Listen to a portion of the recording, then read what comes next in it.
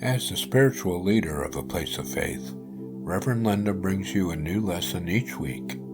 Join us today as we share the path of spiritual enlightenment and evolution of consciousness with you. Our intention is to share content with you that encourages interest and expands the horizons of your journey.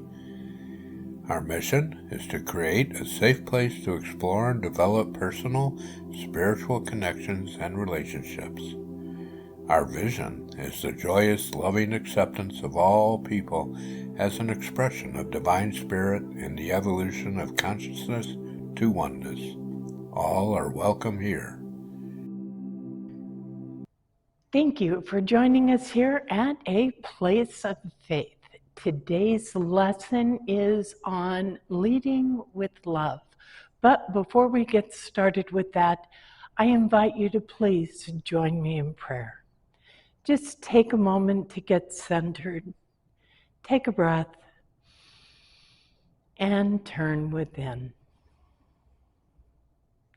Father, Mother God, we rejoice in knowing that you are with us, coming to us and working through us in so many beautiful, wondrous ways.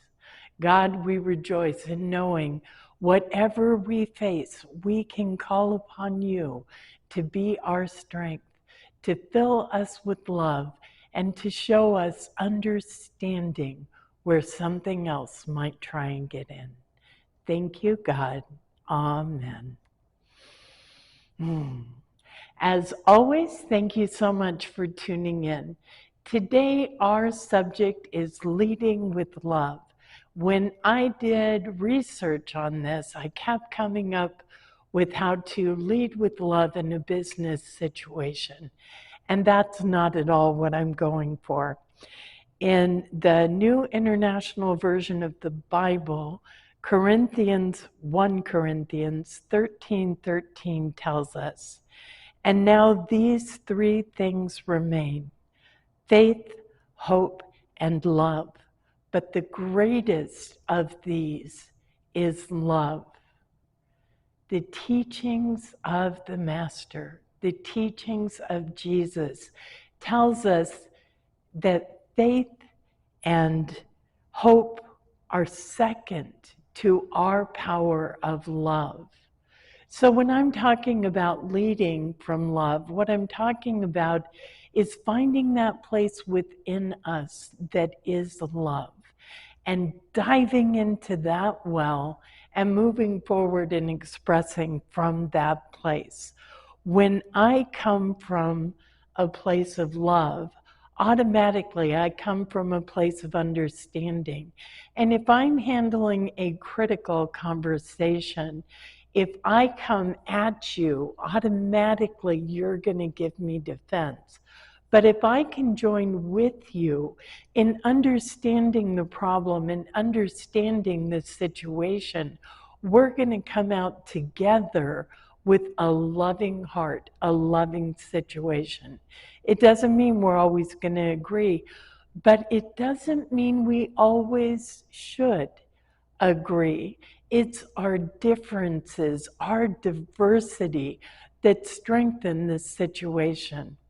The Bible also tells us that if someone slaps you, to turn the other cheek. Now, when I was growing up, I always thought that meant to invite them to hit me again, right? Smack. Oh, you missed this side, smack. But as I have studied the Bible and the culture from which Jesus was teaching originally, I've learned that that turn the other cheek literally means look with a different eye. If I turn my cheek, I'm seeing it differently. For me, that means to lovingly put myself in the place of the person who has an issue with me, the person that seems to be attacking me.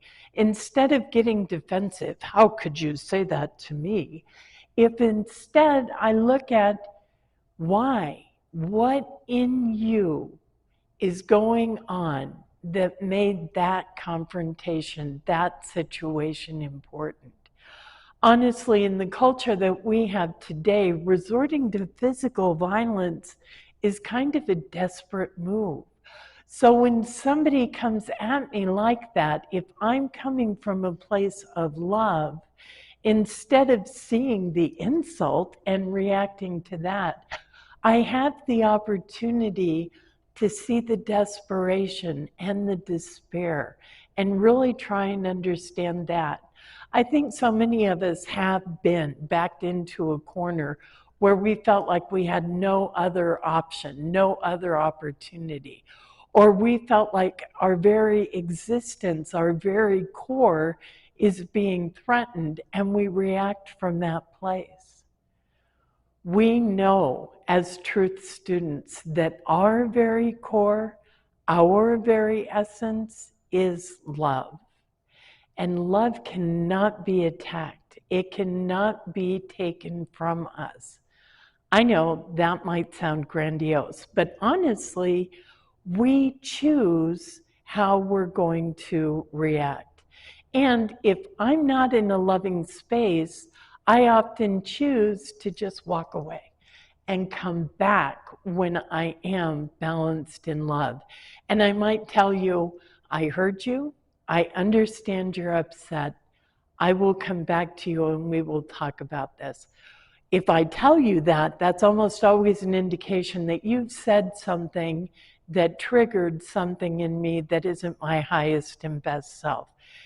And in all honesty, I have reacted from that space. Perhaps you have too. That space usually creates a division, a divide.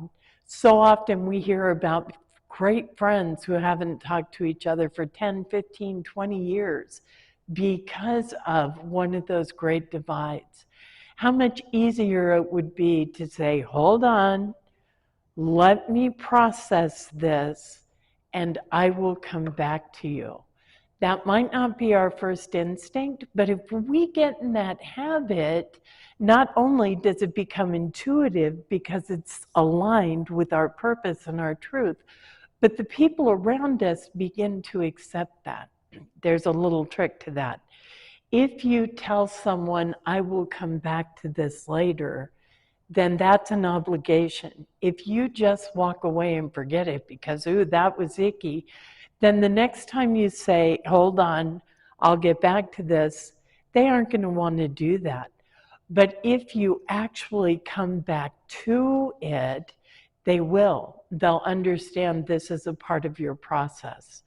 When you have a conversation ahead of you that might look difficult or confrontive, balance yourself in that love. And how do we do that? Well, if it's a partner, we might really focus on why we fell in love with them in the first place. What sparked that love? What is their true essence? There's a story that I've heard, and I'm not sure anything except it's a lovely story about a village where if someone gets caught stealing or doing something that disrupts the tribe, that person is stood at a truth rock, and they stand at that rock, and the whole village surrounds them. And they all tell that person what they love most about them. And the idea is to remind that person of who they truly are. Because when we're balanced in our truth, when we're filled with love, we are so much less likely to do the things that are offensive to people around us. And when something happens that causes offense, instead of reacting to that one event, whatever it was, if we can instead react from a place of, this isn't who you are. You know, I know you. You are filled with love and wisdom and joy. Doing this is so out of character, so out of nature. How can I help you? How can I support you as you get back to being your best self? That is what I'm talking about with leading from love. It's completely different than, how could you? Or I can't believe you did this, or I told you. All of those things cause that defensiveness. And we know what we resist gets stronger because it fights back. What we accept and allow flows past us. Now, in saying that, I am not saying that we're supposed to allow people to abuse us or people to hurt us. That is not right. And that is not in any way, shape, or form what I'm saying. What I am saying is when something like this happens, don't react from a place of anger. Instead, come from a place of love and understanding. And sometimes loving a person means letting them go, detaching with love, not out of anger or hate, but just an honoring of where you are right now really doesn't fit with where I am right now. And we need to put some distance between us. That might be a divorce, that might be a move, and that might be a change of jobs. Whatever it is, keeping yourself safe and keeping yourself sacred are every bit as important. When I'm leading with love, loving myself is a part of that too. It's through loving myself and coming from a place of love that I create the very best relationships, that I create the very best me. And when I'm my best me, I have my best coping skills. Remember, prayer and meditation can be a wonderful way of centering yourself and getting yourself back into that place of love, that place of loving. Hope and faith come behind love. If I'm in my loving, best place, it changes my hopes, doesn't it? If I'm angry and resentful, my hopes reflect that. I may hope I never see you again or something bad happens to you. But if I'm loving and coming from that open, grand space of love, my hopes are that you get back on track and that things work out for you in a wonderful new way. It changes my hope. It also changes my faith. If I'm in that angry, resentful place, my faith isn't as strong or as pure or as beautiful as it is when it comes from a place of love. When I come from love, when I lead with love, my faith is that everything is going to turn out the best for everyone. I know that if there's a loser and a winner, there really isn't a winner at all. That together we all win. Even if we're in competition with each other, we're playing a tennis match and one scores more than the other does, as long as we've both had fun, as long as we've both improved our skills, as long as we walk away in love and joy and celebration, we've both won, haven't we? If I win, na na na na na na, and I lord it over you and try and make you feel less than, I'm really not a winner because I'm not leading with love. I'm not coming from that place of love. A part of coming from a place of love is also knowing that each and every one of us is flawed. And it's our flaws that make us unique, that make us individual. They don't make us wrong, and they don't make us right. Some of us have more strengths, more abilities, and some of us have less or different strengths and abilities, and that's okay. We can love one another for who we are, not for who we want you to be. If I start looking at you and saying, wow, you have the potential to be this, then I'm not really looking at who you are. When I honor who you are and I love who you are, you have the potential for everything. Let me give you an example. If I get a really beautiful bag of seeds and plant seeds, and I'm not sure what they are, but I treat them like they're all, let's say, poppies. And I plant them like they're poppies. I give them full sun. I expect them to be poppies, but they're really plants that would thrive in less sun. My expectations can kill the seeds and make it impossible for them to grow. We can do that with one another, especially if there's a power differential. If I'm working with a student or a child or someone under me in a workplace, and I'm constantly trying to form them into what I believe their potential is, I may succeed, but perhaps they weren't a poppy at all, and I might get them to grow here. Had I stepped back and let them grow, they may have turned into something that would have been magnificent beyond my understanding. So by helping them be what I thought they should be, I really limited them in some way. By loving them just as they are and empowering them to have their dreams and to try new things, I'm opening them up to a world beyond my imagining. And you know what? That works for me too.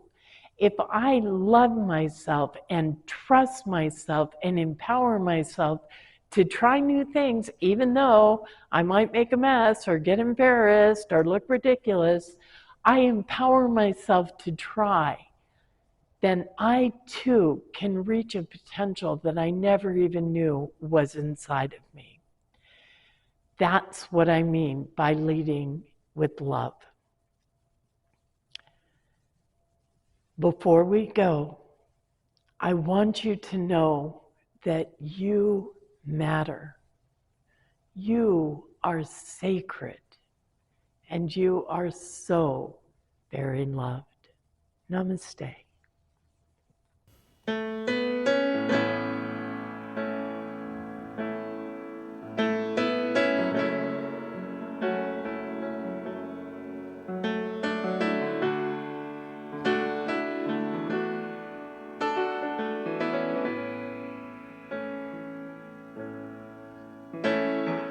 A lot of us grew up believing at any moment we could lose it all.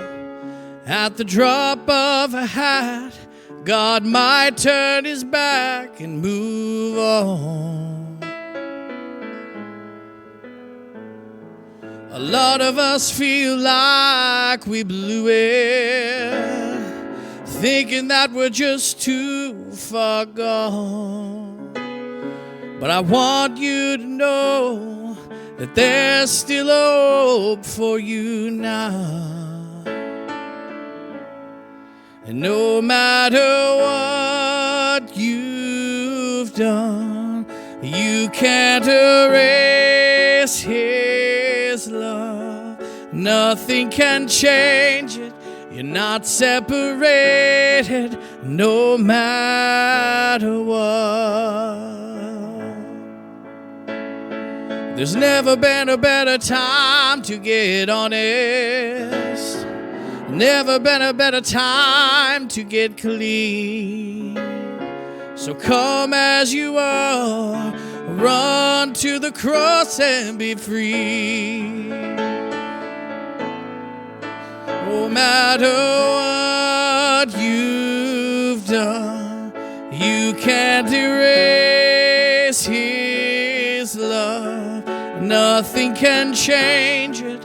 You're not separated, no matter where you run. He's always holding on. You're still a daughter, you're still a son, no matter what. You're still a daughter, you're still a son, no matter what. Follow us on Facebook for daily meditations, prayers, and all of our videos. If you know of anyone anywhere who is struggling with spirituality or who wants a spiritual community, please share our videos. Commenting, liking, subscribing, and sharing are also ways to support us and help us grow. Reverend Linda is available by phone, Facebook Messenger, or Zoom conference for spiritual and ministerial counseling, guidance, and direction on a love offering basis. She can be reached through A Place of Faith at sohomail.com or through Unity Church of El Cajon. A Place of Faith is sponsored by Unity Church of El Cajon at 311 Highland Avenue, El Cajon, California, 92020. You can send donations there. Just put APOF on the check, or you can also contact us through our website at www.unityofelcajon.org and make your donations on the website. Thank you for your support.